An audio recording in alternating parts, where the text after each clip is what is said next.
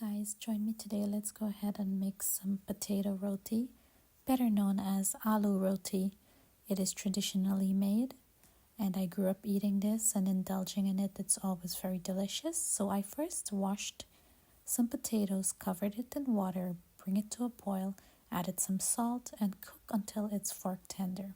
Then I went ahead and I removed it from the water, peeled, and mashed it until all of the lumps are mashed and nice and smooth. Now it's time to go ahead and season. I'm putting some garlic powder, some onion powder, some Sazon sin achote seasoning, green seasoning, roasted cumin, salt to taste. Here you want to just go ahead and taste and adjust as necessary, as needed. I also added some seasoning salt. Mixed it all together, then set it aside to cool. In the meantime, it's time to mix up the dough. I'm using 2 cups of all-purpose flour, half a teaspoon of baking powder, and water, approximately half a cup, depending on the humidity.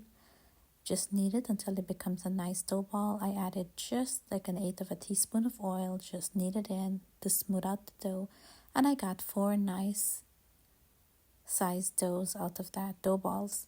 Using my hands and some flour, I just work the dough balls into some nice shaped doughs and just let it sit. Now it's time. I'm using a scoop to just portion out the sizes of the potato mix.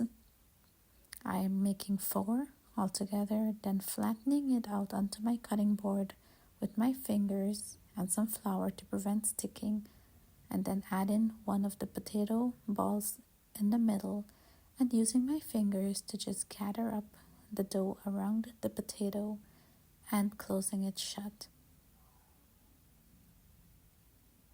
Then I dusted some flour to ensure and prevent it from sticking, and I just repeat the same process with the rest of the dough balls.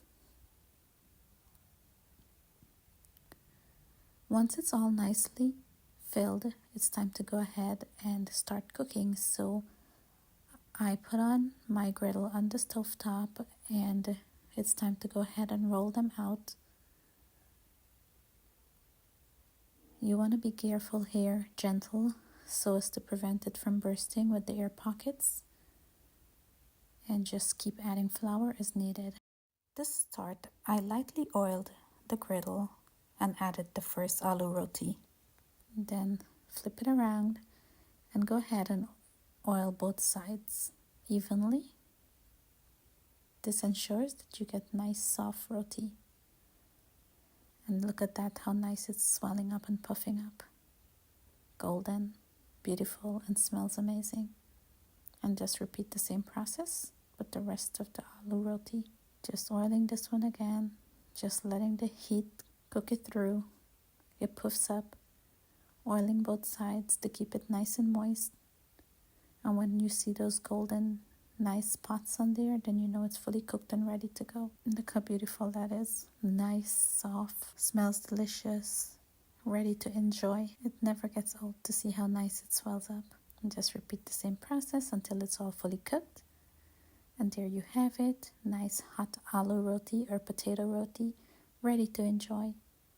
Look how soft that is. It's so hot, it's burning my hands. And it smells amazing with all of those delicious seasoning in there and flavors. I like to enjoy mine with some balembi sour on the side. I just tear a piece of that aloo roti, just dunk it into that sour, and just dig in. So warm, delicious, and comforting. If you enjoyed this video, please like, share, and subscribe to my channel. Thank you for joining me. And as always, it's fun cooking with you. Stay blessed.